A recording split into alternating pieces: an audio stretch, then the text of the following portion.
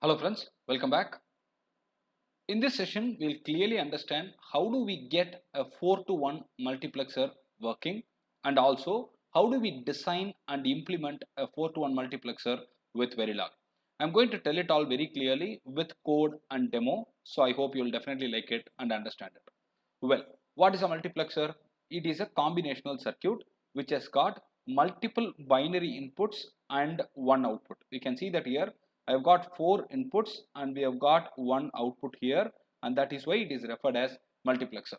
And one of these inputs would be selected as output and that will be reflected here. It could be either A or B or C or D. And remember, whenever there are 2 to the power of n input lines, there have to be a n selection lines, which means A, B, C, D are there. It is 2 to the power of n. So what is n? N should be 2. So we have got 2 selection lines here and they are named as S0 and S1 respectively. Just remember it, a multiplexer is one which can have multiple inputs and only one output. If you have 2 to the power of n inputs, I must have only n selection lines. Remember it. Now what are we going to do? We are going to design a 4 cross 1 multiplexer, which means I'll have 4 inputs, A or B or C or D. We have got 4 inputs and out of these 4, one should be coming out as an output. And this is absolutely dependent based on the control lines S0 and S1. When you write it in the truth table, make sure that you write it as S1 and S0. It has to go this way. So remember it, this is the apt way of writing it for at least multiplexers. Let's go ahead and understand how exactly the truth table is designed, and then we will come to the design of this logic circuit. Then we will go ahead with coding. It's all very simple and very easy to understand. Now remember, when I want A as the output, I must have the selection line S0 and S1 both as 0. When I have S0 and S1 both are 0, I will get A as the output. Whatever be the value in A, if it is 0, output will be 0. If A is 1, output will be 1. So dependent on whatever is here will be presented to you as an output. But for A to be reflected as output, I need to have S1 and S0 both set to 0. This is very simple and remember it. Now the first condition is over. Let's go to this next one. I want to get B as output. Whatever value is there in the B, I want to get it as output. So what do you do for that? I need to get S0 set to 1 and S1 set to 0. Remember, it should be S0 to 1 and S1 to 0. You can see that here. S0 is set to 1 and S1 is set to 0. In that case, whatever be the value for B, B can be 0 or 1, whatever be it will be coming out as the output. That's it. The first condition is met, the second condition is discussed, and the third condition is I want to get C as output. I have got 4 inputs and out of which I want C as output. Now we need to make S0 as 0 and S1 as 1. When you get these two this way, I mean S1 as 1 and S0 as 0, we will get C as the output. Similarly, when we get both S0 and S1 as 1, we will get the D as output. Whatever be the value for D, D can be 0 or 1, remember it.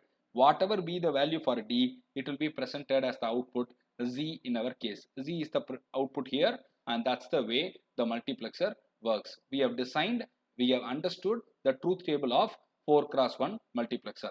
Now we need to design the logic circuit, right? How do we design the circuit? It's very simple and very easy. This is one of the very important components for your exams, and this is mandatory to be there. Now what are all the inputs here? I have got A as one input. Remember, I have got B as another input, C as another input, and D as the final input. We have got A, B, C and D. So we have got how many select lines are there? The select lines are S1 and S0, and S1 and S0 can be 0 or 1. So what we need to do is we need to also have an inverted version here. So that's what I am doing right now. I must have an inverted version also available. Now we need to select this accordingly for you to get the output. If I want A as the output, I need to have S0 as 0 and S1 as 0. So both are inverted. S0 is 0, S1 is 0, and these three should be fed into an AND gate, and this should go finally to the output. we are getting the output here. That's what we are doing here. You can see that this is also 0. Let me change the color to red so that you can visualize it pretty clearly. Let me get it immediately so that you can understand it pretty well. Now you can see that here this is 0, this is 0, and A will be transformed as an output here, and what you get here is A. Now let's go to B. What is the state for B? It's very simple. I already explained you. Whenever you want B as input, what do we need to do? We need to make sure that S0, you can see that here S0 is 1 and S1 is 0. Can we see that? S0 is 1. So I need to take this line, and that's what I'm tapping here. I am taking it here, and this is 0. So I'm taking S1 as 0, and the third one is nothing but B. So the B will be right away given, and you get B as the output here. B will be the output. Similarly, we need to draw for rest of the couple of options as well, and this is how we can design the circuit. It's very simple and easy to understand, I believe, and I hope you understood how exactly to derive this particular circuit. Now it is time for us to code. Verilog coding is very easy, as I have been teaching you for a long time in Verilog. I tell you that it's very easy. Code it, practice it, you will get it. It's pretty easy. Now we are going to write a module first. The module name is 4x1. Mux41 is the name of the module. What are all the inputs? We have got two select lines, S0, S1, A, B, C, D are the inputs, and Y is the output. So I have already told you this very clearly. What are all the inputs?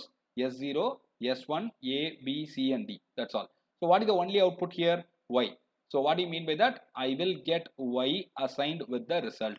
So I'm going to use the assignment right now, and you can see that this is the line that I'm going to use for coding. It's a very simple line that you can write and you can run the code. I'll explain you how I came to that, how I derived that particular expression, and it's pretty easy to understand.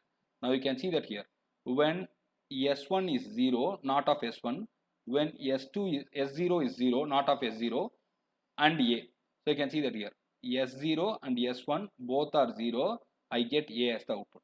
Now what is this case? You can see that S0 is 1, S1 is 0, and B is there. So B as output. Simple. Now third case, S0 is 0, S1 is 1, so you get C as output. You can see that here all those are coming here pretty much easily to understand, and this is very easy. Now the final one is both are to be 1. That's all. Both are 1 and I got the output. That's it. Now what do we need to do? We need to write a test bench which is going to pass inputs to this particular file, and we will get the outputs generated. It's going to be very easy for you to understand as well. I'm going to show you the test bench right now, and I'll tell you the combinations that are used for input and output there. I will change the values for A, B, C, D, and we'll see how exactly it works. Now we can see that the test bench is started. The name of the test bench is mux41 underscore TB. I have wire as T underscore Y.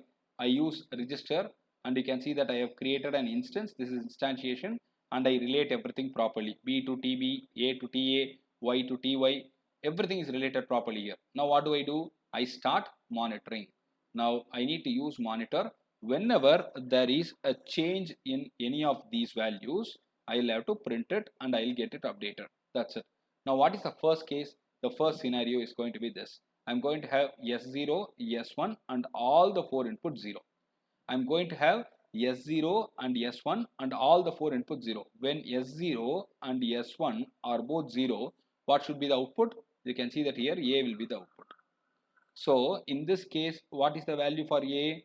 The value for A is 0. So for the first case output, we must have gotten 0. Now let's go to the next one. I have got S0 as 0, S1 as 1.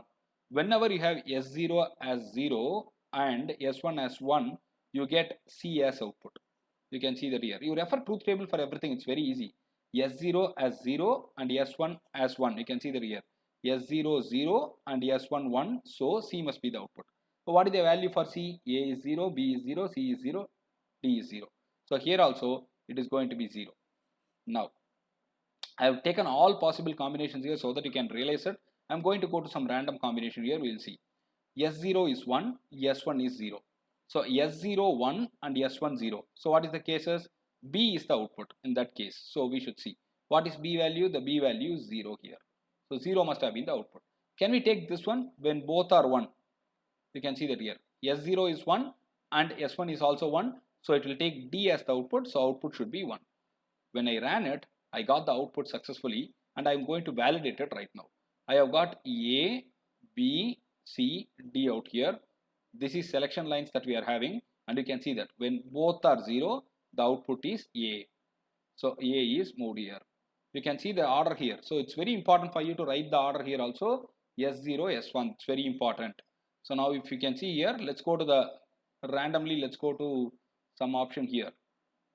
0, 0, 0, 1. When A, B, C, D. You can see that here select lines are all 0, 0. So what will be the output? It will be A. So it's all working fine. It's pretty easy for us to understand. And we will take one case where we got D as output. I think I can show you that right away in the last option. Yeah, we have that last option available here.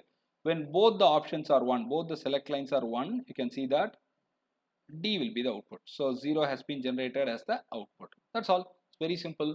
And remember it, it's very easy to understand. And only when you try it out, you get the output and you get the understanding as well. So make sure that you guys remember it properly and try it out.